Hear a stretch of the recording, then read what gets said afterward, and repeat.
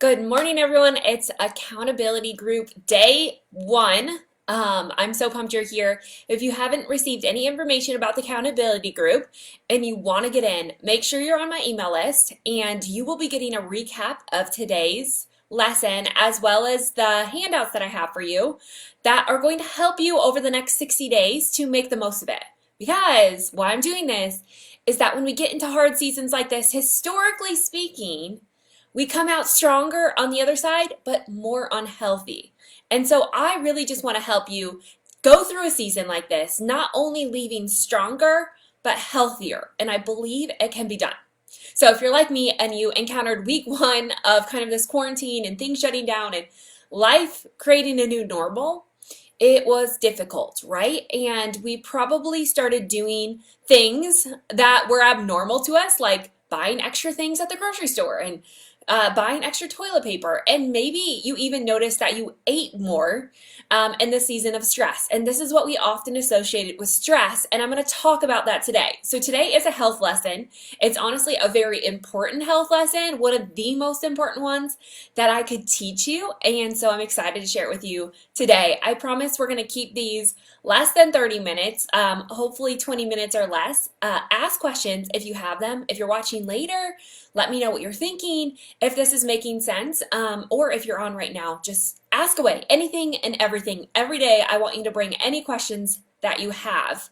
And then at the end, so we're going to talk about the two states of the body that are most important to know and really the most important thing about the human body as it relates to what you can do to either help it or hurt it. And then I'm going to share with you the 5 things we're going to be focused on in this accountability group. It's called 5 to Thrive.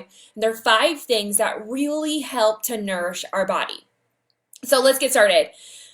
First up, I just want to be clear that this information today is why so many people struggle with their diets, with things not working out, with their body not showing the results that they want to see. And it's because this process in the body is considered our survival mechanisms. So if we are in survival, like these are not things that we can override necessarily with just eating well and exercising more. And I think the common denominator is let me just take care of this outer appearance, this outer circle in my life and control and manipulate what goes into my body and what I do to my body. But the reality is it's not an outward, inward approach. It starts on the inside, and what our body is perceiving is going to change everything. And so I always say it's not so much what you're doing to your body, it's what your body does with that matters. Because you've probably met some people who you're like, you can eat anything and your body is not affected. Some people are like, oh, that's hormonally linked. There's all these other linkage, which partly it's genetic, yes. But part of that genetic trait is how often they're entering survival mode and how often they're entering thriving mode. So some people just naturally have a different perspective to life, and our perspective can really change the entire course of how everything, including our immune system, which we want to upregulate during this time, works. So this is really important. Susan asked, hi, how do we need to sign up for this group? If you want to get the downloads, which is a planning page, and the 5 to Thrive, then yes. Otherwise, all the information is right here in Facebook Live and on social media.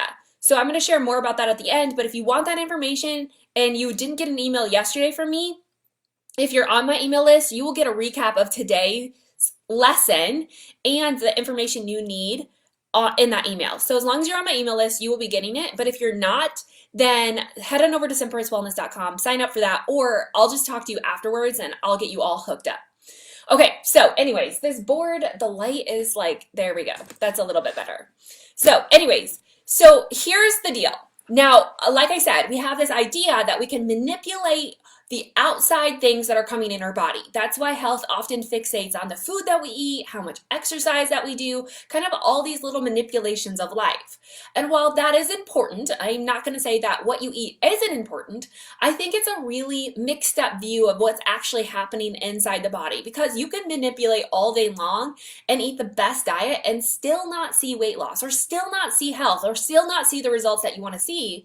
And the reason for this and why so many people get frustrated is because we're missing the big picture of how your body is actually working. Now, what's fascinating is, yes, this is complex, but it's really not that difficult to grasp because there's only two states of the human body that kind of control and dictate everything else in the body. And it has to do with our nervous system, and it's called our autonomic nervous system, or whether we're in parasympathetic or sympathetic nervous system. Now, I'm not going to get into all the jargon of that, but essentially speaking, it's saying sympathetic, which is equated to our stress response. A lot of people would just call this survival mode. So our sympathetic or our stress response is basically telling our body, hey, there's a perceived threat in the environment.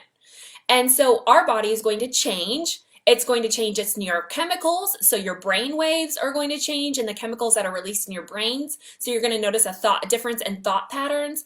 But also your hormonal response, which is the communication network of your body, is going to completely change as well. And so you can see that if we start to manipulate these inner communication channels of our body, then our cells start to do different things and our body starts to respond in different ways. And this is all based on a perception of our environment and whether we're going into parasympathetic mode, which is our survival mode, or our thriving mode, which is our parasympathetic. Did I mix that up? Our sympathetic is our stress or survival response. Our parasympathetic is what's considered our rest and digest or our thriving response. So we have two different ways that our body responds. Now, like I said, it's going to change the entire scope of what's released inside the body, which is going to change how the cells respond and ultimately how you feel. Now, what we know about survival mode or sympathetic is it's the natural ingrained state of the body. It's very easy to enter here because our bodies are hardwired to survive, right? Like this is how we stay alive. And it works on our subconscious level and our unconscious level. And so it's working really hard and really diligently every day to keep ourselves alive. But again, this shows why we can't just manipulate outer things like the diet that we consume and expect to see the results that we want, especially if we're living in what's called survival mode. So if we're in survival mode, I know the light is really reflecting there, but it's essentially our sympathetic response, which is our stress response. And in this response, it tells our body to conserve, to hold on to store. And in fact, over time, it produces inflammation because that again is a survival mechanism to keep our body alive. But in the long term, you can see that conserving, holding, storing only equates to us getting more sick, right? It is a stress response, which creates stress on the body in the long term. Now, in the short term, this is really good, right? Like when you sprain your ankle, you want an immediate reaction to happen where the swelling goes to help heal the tissue and all that stuff. Like we like sympathetic response in the short term. It is keeping us alive. It is important. The problem is we see people chronically living in sympathetic mode, which means no matter what you do, your body is not going to release the things that you want to release because it's going to hold on to that because that is safe for the body. On the other hand, we have the parasympathetic mode, which is considered our rest and digest phase. And in this rest and digest phase, our body releases things. Our body lets go. It doesn't hold on to things or store things as well. Like it is this kind of free, light response that allows your body to just be nourished. Like it's just straight up health at its finest. And it's not health that you necessarily have to work for. Like thriving to me is where we're fully living. I think in survival mode, we think that we're living, but you can kind of feel the intensity of it, the stress of it, the overwhelm, kind of just kind of like trying to catch your breath. That's really survival mode. Like if you feel like, and I used to say this all the time, I am just surviving. I think I said it already once this week. Like I am just surviving at this point. But what we really need is to get into thriving mode. Are you going to be here 100% of the time? No, because it's ingrained in us. It's part of our design that in times of need, we will just be surviving. The problem is when this is lasting, when we are unbalanced. It's always out of balance. It's not either or. It's how can we bring this all back into balance? Which brings me to my pendulum example. Does everyone know what a pendulum is? You know, it's like one of those things that you hold or you hit the balls and they kind of go back and forth, back and forth. until eventually they lose the energy and come back to balance, right? So what we know about a pendulum, I was not a physics major, but what we know is that it takes energy to raise those balls or that pendulum up 30 degrees. And that work or that effort means that you have to maintain the work to hold that pendulum up, right? And if you let go, then what happens is the pendulum swings back in the other direction 30 degrees. Now it's going to keep swinging back and forth until no energy is put into either side to hold it up before it finally hits balance. But what I want you to know about this is that so many of us are living our lives like a pendulum. We are trying to manipulate and trying to change this outer appearance, which means we're trying to put work into this pendulum model, right?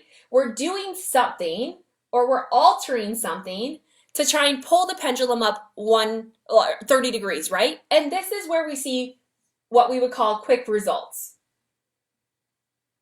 In some cases, like, yeah, you're going to see, like, if you go keto, you're going to see results, right? But it takes effort and energy for your body to maintain that. Like, it's not a realistic lifestyle practice for our body. There is still work involved and stress involved in that. We can maintain it for a period of time, but eventually what we know about diets and why they don't work is that we lose the energy to maintain this. And what happens when you go up to these extremes is that you'll always go back in the other direction. So let's use not eating enough, for example, right? This is really common, calorie restriction. It takes work to reduce the amount of calories in your diet. Like, that takes planning, that takes effort, that takes obsession. There's so many things that our body unconsciously and consciously is doing to maintain a calorie deficit. Will you see results? Probably in the short term, you will. The problem is that we always run out of energy when it's not natural for our body. Not to mention, this is a stress response. So eventually your body is going to equate that long-term stress to survival. It's going to say, hey, reducing calories is no longer about my benefit or my health, but this is now a matter of survival, right? This is a matter of a starvation. And so your body's going to fight back. So not only are you going to lose energy, but partly because your body's going to start to fight back. It's going to fight back against things that are unnatural. And I don't want you to believe that your body is against you. Your body is for you more than you will ever know. Like, it wants to be healthy more than we will ever give it credit. We just have to come back to trusting that it can and that it's capable. Our natural and born design was of health. Like, that's how our bodies were designed, right? We weren't designed to live for health or put all of our eggs in this basket thinking that if I could just get healthy, then I could live my life. No. Our health was not supposed to be this fixation that it is. In fact, I think it's one of the greatest distraction techniques of the devil today. And that's why I want us to get over this so that we can actually live our lives. But so you can see that if you have all this energy, naturally what's going to happen is if you have a deficit of calories, you'll go to the other extreme and you'll binge those calories back. Like, this is what we know in science. It's been proven time and time again. So I see so often that so many of us are trying to force things into our life that are very unnatural. And even if we're not trying to force them, we're allowing situations or perspectives to manipulate our entire body. And I think that this is where the beauty comes in, is that we have a lot more control. So on this pendulum, if we're trying to constantly force things into our life, we have to understand that eventually our body will give up. Like, eventually our body will no longer put the energy into that. Plus, you'll develop this survival mechanism, which will go back to conserving, holding, and storing. Your body will work to maintain balance. This is what your body is good at. It's called homeostasis. And so what happens when you start eating fewer calories is that your body starts using fewer calories. It works to maintain homeostasis, so it will always come to your level, even if it's unhealthy. The problem is when you lose the energy and your body literally is just crying out for things, and when you stop eating enough, then your body wants to make up for lost time. We kind of get this example, like if you've ever had the stomach flu or been sick and you didn't eat a lot and then a week later you were like ravenous, right? Our body will make up for lost time. And so we go back in the opposite direction, and it seems like health is constantly on this fight. Like all diets fall over into these extremes. Like all external mechanisms that we do to manipulate our body fall into an extreme. But what the natural state of our body is homeostasis. It's balance. And in balance, right, we're right at the middle. The cool thing about balance is there's no work being put into this, right? Like you don't have to exert excess energy to try and maintain this lifestyle. It's just naturally what our body's design is. And so what I'm trying to do is trying to show you that in these means of trying to manipulate the outside, our food, our diet, our lifestyle, what we're really doing is we're just pushing our body more into the survival mode, which is telling us to conserve, to hold, to store, and ultimately is probably getting us to become more sick and unhealthy. So what we need to do is maybe start to understand or look at our body in a new way. Instead of starting to look at, okay, what is it that I'm just eating or trying to manipulate these outside things? How can I really just come to my body in a place of thriving, in a place of, okay, I just want to nourish my body. I want to bring it back to a place of balance. I want to work with my body. Like ultimately, I want health to be who I am, not just another series of massive steps that I have to do. And this shift comes in is a perspective change. It's understanding, hey, I know life is stressful, especially right now, right? Like we have more anxiety, more uncertainty than we probably ever had, and at least in my lifetime, it feels like everything is unknown at this point. What are some things, like I know that's a stress response. I know that's triggering my survival response. That's where we have to start filling our body with nourishing things, with things that bring us back into balance. That's why I've been talking a lot about normalcy here. Is because normal for our body in some regards equates to balance. It feels right. Now, I'm not saying that there isn't good stress that we can exert on our body, like exercise is considered a good stress. It takes work to do it. We see results, but naturally that is, if done in the right perspective, is a really good thing. And that's where on my podcast this week, I talk about good stress and bad stress. But what I'm saying is for the majority of us, we're living with a lot of bad stress. And we need to come to a place of understanding that it's okay to be stressed. It's not realistic to get rid of all stress, but we do need to uncover and learn ways that we can take a breath and get our body back into this thriving state. And thriving is our parasympathetic mode. Again, it's our rest and digest phase. We have to get our bodies back to be able to laugh again. We have to get our bodies back to be able to feel and experience joy again. We have to get our bodies back to feeling well. And it's here that we start to see those natural progressions like the snowball into health happen so quickly without all the effort. So does anyone have any questions so far? Because I'm going to share some ways that you can do this. And just leave them in the comments if you have questions. So again, we're either or, right? Our body's either surviving or it's thriving. There's not an in between. It's either or. And there's a lot more that we could go in depth into this, like in regards to eating and all those other things, which we might talk about here later on and just kind of keep building on this. But what I want to help you do over the next 60 days is thrive. And thrive does not mean that we're naive to what's happening in the world around us. What thrive means is in regards to everything that's going on, I know that the only thing I can control in this time is myself. I can't allow myself to thrive and make those choices to at least help myself in this season, to keep me well, to hopefully prevent catching COVID or any other thing, but also to keep me well so I can support my family and I can just take care of me because I believe in me, right? On some level, you're creating some form of like you're punching the ticket to say that this is worth it, that I'm worth it, and that my life here is purpose for a reason. And so we really want to get ourselves back into thriving mode, which is this release state and healthy state. So how do we do this, right? Well, we have to balance. We have to balance our stress load with positivity. And technically to get in the rest and digest phase, you really just need to take a series of deep breaths or to do something that you enjoy, to laugh a little bit, to have a little bit of fun.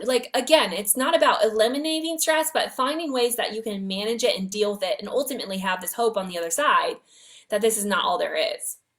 And so thriving. Inside the 60-day accountability group, I give you 5 things that I think can really help you thrive. One is soul care. Like, I still think this is the most important thing that we could be doing for ourselves, because our soul care gives us a hope that there's a better life, right? Kind of a hope in eternity, and understanding that Jesus is not dictated by the circumstances that we're living in, but he's above all of them. And so it gives us hope that this isn't the end all be all, right? Just practicing that, understanding grace allows you to give yourself more grace. Understanding God's love helps us to understand how we can love ourselves more and other people. That is so important. So even if you're not a believer, like I think it's important to dig into the spirituality side of health and start to just question it and dig in and to really understand that, because it matters to the human body. There's more studies coming out about this than about anything else right now in the health space, about this concept of how much that matters in our body. Another thing that is in the Thrive is movement. Now, movement can be considered a bad stress to the body if it's done in the wrong mind space. If you're trying to push your body or beat your body into submission, that automatically tells your body, like, hey, I don't believe in you, I don't trust in you, and I'm gonna fight against you. And I think anytime we start to ignite a fight inside of our body, remember, our body will always work to compensate, to bring us back into homeostatic balance, or just straight up survive. And so I think sometimes when we exercise to extremes, we're telling our body that you just need to start surviving, rather than exercising as a means to just love on your body, as a means to just say, like, hey, I know this is good for me. Getting my body moving is healthy. It's one of the best ways. Still, exercise is the #1 drug to cure anxiety and depression. Like, movement is essential for our body, but it has to be done in the right perspective. So another one of the 5 to Thrive is, like, I just want you guys to focus on a little bit of movement in this season. It doesn't mean it has to be like 30 minutes of intense boot camp. It could be, I'm just going to get 10,000 steps today, or I'm going to do 30 minutes of yoga. So movement is incorporated. Why am I losing them? You will get this handout, like if you sign up for my emails, or if you're on my email list, you'll get this today. Screen curfew, like, screens are, we hear about it. Blue light is a stress in the body. What you're probably seeing on your screens is a stress to the body. So I just want to set a screen curfew of, like, hey, at 8 p.m. every day, can we just put away all the devices? Maybe not your, if you want to watch Netflix or whatever, that's fine. But, like, put away the news, put away social media, and just be for a while. That is so important to your body and your sleep patterns. One self-care activity a day. This doesn't mean you have to have lavender bath bombs or anything like that. It's just something that you do that's nurturing for yourself. In fact, self-care can be your soul care activity. It can be your your exercise. To me, those are very healthy self-care activities that just help bring me back into a sense of balance. But also, like, hot baths help, reading a good book at night, screen curfew, all of these things that I'm talking about in this 5 to Thrive really are forms of good self-care. What I want you to think about in self-care in this time and through all of this is not so much what other people are telling me I should be doing, but what is good for me? What is loving for me? Because what's good for you is not going to be good for someone else. Like, I say this all the time, like, even like really healthy foods, right? That doesn't always mean they're good for your body. They might be good for someone else's, but it doesn't mean it's good for you. So we have to have an understanding of, like, just coming to life and understanding what is going to work for me, making it personal. And the last one is more focus on veggies. And I say this because I think it's one of the best food groups. Not that I say, like, here's good or bad or, like, rank them, but just to say, like, in general, like, food is very nourishing, especially the vegetable category. And it also tends to be the food group that we don't consume a lot of, and that it's easy to skip. Maybe this is just for me. That's totally fine. But I need my reminders to eat my veggies.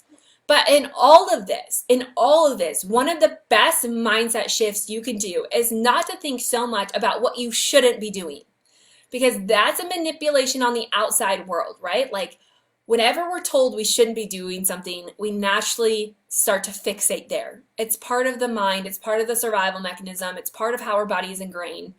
And so if we fixate on what we shouldn't be doing, or what we shouldn't be eating, or what food groups we can't have, or how many calories we shouldn't be eating, we start to get lost in this idea and this concept, trying to just spirals into survival mode. And, like, basically is that ticket that says, hey, you don't know what you're doing, body, let me take over. That never goes well. And instead, I think we're really good at doing things. And so why not fixate on things that we should be doing? Forget the things that you shouldn't be doing, because naturally I just want to help you weed out some of those things that are bad habits or maybe aren't healthy for you with just doing good things. So fixate on the good. Fixate on adding vegetables, even if you have your French fries with it, right? Like just focus on adding at this point, because that's really, again, going to help push you back into parasympathetic mode. Now, in the coming days, I'm going to share a little bit more about how we can reach parasympathetic mode with some challenges that I'm going to give you, some tips, some recipes. I mean, there's all kinds of good stuff coming your way. These big lessons like I did today are only going to happen like once a week, once every other week. Otherwise, I'm going to pop on and be like, hey, today your quick tip is just focus on this. Like giving you little ideas that you can take a test spin in your own life and see if it's something that makes you feel good.